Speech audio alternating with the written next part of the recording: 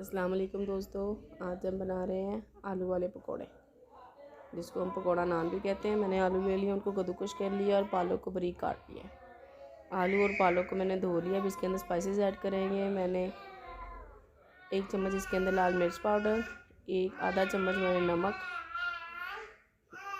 सूखा धनिया आधा चम्मच,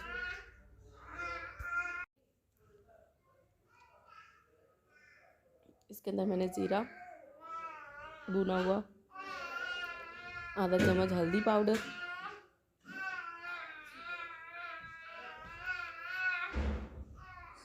ये मैंने काली मिर्च पाउडर थोड़ा सा,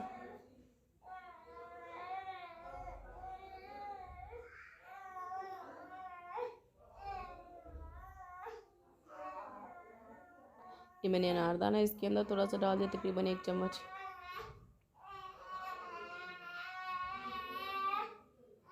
ये मैंने अब इसके अंदर तकरीबन 1.5 प्याली बेसन की डाल दी।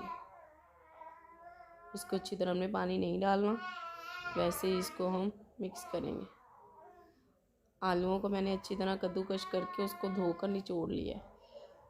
ये देखिए हमारा पेस्ट बन गया। हमने नान लेना है। ये कद्दूकश करने से ये होगा कि ये जो हमारा पेस्ट है वो पहले अगर हम बड़े बड़े आलू काटते हैं तो वो ज़ाया हो जाता है हमारा पेस्ट। ऐसे हमारा पेस्ट ज़ाया नहीं होगा और अच्छी तरह नान के ऊपर लग जाएगा। हमने ऐसे इसको अच्छी तरह लगाना है। अगर आपको दोनों तरफ लगाना है आप दोनों तरफ लगा सकते हैं। अगर आपने एक तरफ लगाना है तो एक तरफ भी लगा सकते हैं।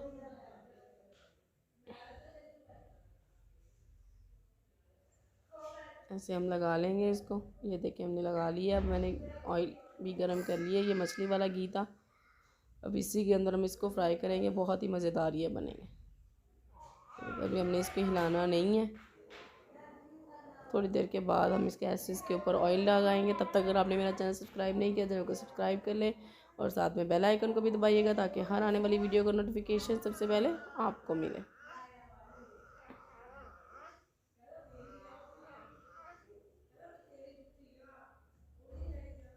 बहुत ही ज़बरदस्त और बहुत ही, अगर हम ताज़े नान लेंगे तो ये हमारे जो नान है ना, पकोड़ा नान, ये बहुत ही सॉफ्ट होंगे। अगर हम बासी नान होंगे, बासी होंगे तो ये सॉफ्ट नहीं होंगे नान, हार्ड होंगे, फिर वो खाए भी नहीं जाते जो हार्ड। अब इसकी साइड चेंज कर लेंगे।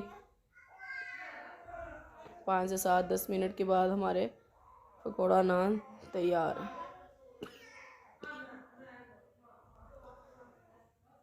ठीक है फ्रेंड्स, मिलते हैं अगली वीडियो में। तब तक के लिए अल्लाह हाफिज़। चैनल को सब्सक्राइब करें, वीडियो को लाइक करें और शेयर करके कमेंट ज़रूर कीजिएगा। अल्लाह हाफिज़।